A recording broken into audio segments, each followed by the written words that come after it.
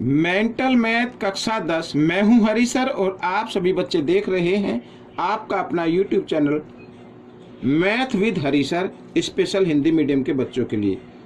आज हम इस सीरीज में करने वाले हैं बच्चों अध्याय 2 का अगला भाग। प्रश्न नंबर 6 से प्रश्न नंबर 9 तक करेंगे। तो बच्चों आप बने रहे मेरे वीडियो पर, चैनल पर। वीडियो को स्किप ना करें, पूरा देखें, देखकर सीखें और प्रैक्टिस करें। अगर आपको कोई वीडियो नहीं मिल रही है तो आप मेरे चैनल पर जा सकते हैं। जो भी वीडियो आप देखते हैं उस वीडियो के नीचे मेरे चैनल का नाम होता है और जब आप उस पर क्लिक करेंगे तो आप मेरे चैनल पर चले जाएंगे। वहाँ पर आप वीडियो या प्लेलिस्ट के बटन को क्लिक करके वीडियो देख सकते हैं। आइए करना शुरू करते हैं। देखो बच्चों, यहाँ पर ये रहा प्रश्न 6। प्रश्न 6 क्या कहता है? बहुत ही आसान है। प्रश्न 6 को कर दे। उस बिंदु के निर्देशांक बताइए जहां बहुपद है, ठीक है, fx 3x जमा 2 का आलेख x अक्ष पर प्रतिच्छेद करे। यहाँ पर, ठीक है, यहाँ पर यानी x अक्ष पर, ये x अक्ष है, इस पर प्रतिच्छेद करे, ठीक है, इस पर प्रतिच्छेद करे। तो इसका मतलब क्या होगा बच्चों? पहले हम इसको देख लेते हैं, ठीक है। तो बच्चों हमें गिवन दिया हुआ है 3x जमा 2, तो हम इसको 0 के बराबर रखेंगे और x बराबर जमा 2 है, इधर आकर ये घटा 2 हो जाएगा और 3 इधर गुणा में, इधर आकर ये भाग में आ जाएगा, ठीक है। तो x का तो मान आ गया, लेकिन x का मान इसको हम इधर रखेंगे माइनस में, तो ये x पर अगर x अक्ष पर प्रतिच्छेद करेगा तो इसका मतलब y का जो बिंदु होगा, जो निर्देशांक बिंदु होगा, वो क्या होगा? 0 होगा, ठीक है। y का क्या होगा? 0 होगा। तो बच्चों आपका जो उत्तर रहेगा वो घटा 2/3 और यहाँ पर 0। ये एक बात हमेशा याद रखनी है कि x के जो बिंदु होते हैं उसको पहले लिखना है, ठीक है ना, बाद में y वाले को लिखना है। आइए करते हैं प्रश्न नंबर 7।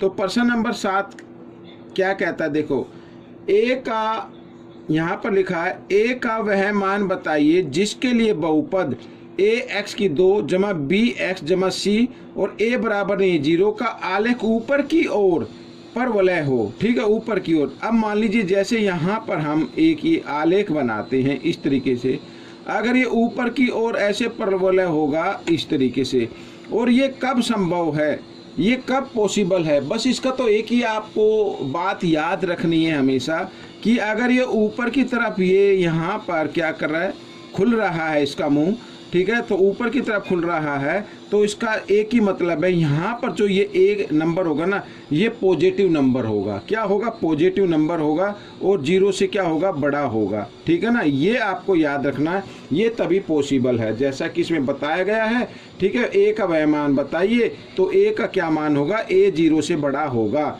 मान यहाँ पर कुछ भी आ सकता है, ठीक है ना। तो ये आपका प्रश्न हल हो गया। प्रश्न नंबर 8 क्या कहता है? देखो, प्रश्न नंबर 8 कहता है यदि m घटा n m और m जमा n बहुपद, यहाँ पर ये बहुपद या त्रिघात बहुपद दिया हुआ है, ठीक है, के शून्यक है, तो m का मान बताना है। भाई ये शून्यक है तो हम शून्यकों के योगफल से इसका मान निकाल लेंगे, ठीक है। तो सबसे पहले मैं आपको बताता हूँ शून्यकों का योगफल क्या होता है। शून्यकों का योगफल, ठीक है, यहाँ पर योगफल, शून्यकों का योगफल क्या होगा? घटा b/a होगा, ठीक है, इसी से निकाल लेंगे। लेकिन शून्यक तो इधर दिए हुए हैं, ठीक है ना, तो लिखेंगे m घटा n और जमा m, ठीक है, फिर जमा m जमा n इस तरीके से यहाँ पर। और शून्यकों का यहाँ पर ये a, ये b, ये c और ये d, ठीक है। तो क्या होगा? घटा b/a, तो घटा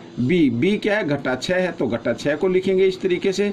और यहाँ पर क्या है? a, तो a इस तरीके से लिख देंगे। a क्या है? 2, ठीक है। ये क्या है? a b c d इस तरीके से। और घटा घटा क्या हो जाता है? जमा हो जाता है, ठीक है। 2 से 2 एकम 2, 2 तिया 6।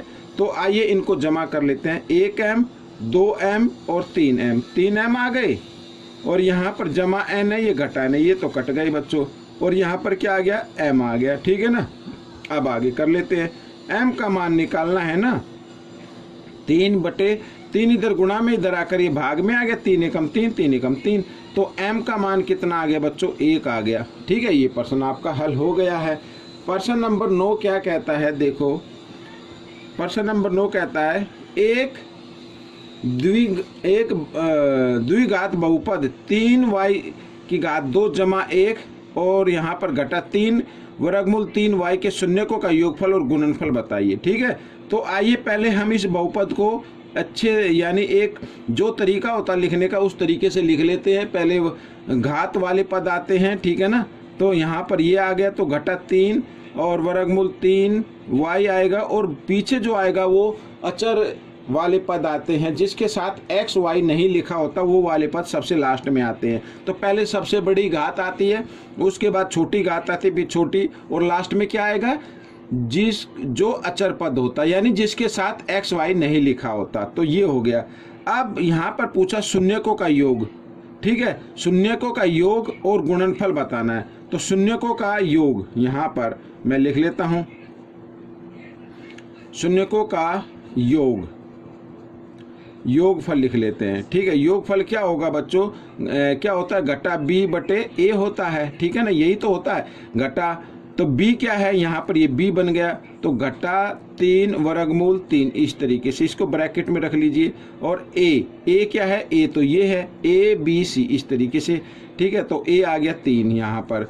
ठीक है, और घटा घटा क्या हो गया, अब यहाँ पे ये जमा हो गए बच्चों। तो इसको अगर आप चाहे तो यहाँ पर घटा का निशान नहीं रहने देना, इधर लिख लेना इस तरीके से। ठीक है ना, इस तरीके से। तो 3 से 3 कट गया, तो यहाँ पर शून्यकों का योगफल कितना आ गया बच्चों, यहाँ पर मैं ये लिख देता हूँ, ये शून्यकों का योगफल आ गया। अब पूछा कि गुणनफल भी बताओ, ये गुणनफल रहा। ठीक है, तो लिख लेते हैं शून्यकों का गुणनफल।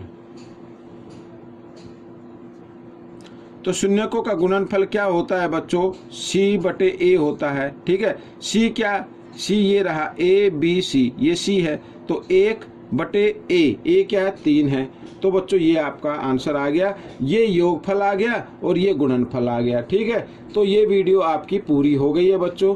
आगे के प्रश्न में अगले भाग में कराऊंगा, और तब तक आपको क्या करना है, एक ही काम करना है, वीडियो को पूरा देखना, देखकर प्रैक्टिस करनी है। वीडियो पसंद आए तो बच्चों आपका तो सिर्फ एक ही जाता है, देखो आप कमेंट्स लिखते हैं, जब आप कमेंट्स लिखते हैं तो आप लाइक भी कर दिया करें, क्योंकि मैं आपके हर कमेंट्स का जवाब देता हूं और मैं भी चाहता हूं कि आप मेरी वीडियो को लाइक करें और चैनल को सब्सक्राइब जरूर करें। ठीक है, बिना सब्सक्राइब बच्चे बहुत से देखते हैं और फिर मैं वीडियो डालता हूं तो उनके पास तक नोटिफिकेशन नहीं जाती है कि नेक्स्ट वीडियो कब आएगी। अगर मैं कि जिस बच्चे ने मेरे को सब्सक्राइब किया हुआ तो ये पार्ट अभी मैं थोड़ी देर में अपलोड करने वाला हूं, तो जिसने सब्सक्राइब किया है उसके पास नोटिफिकेशन पहुंच जाएगी। तो इसलिए आप सभी बच्चे सब्सक्राइब जरूर करें। मिलेंगे नेक्स्ट पार्ट में, तब तक के लिए धन्यवाद।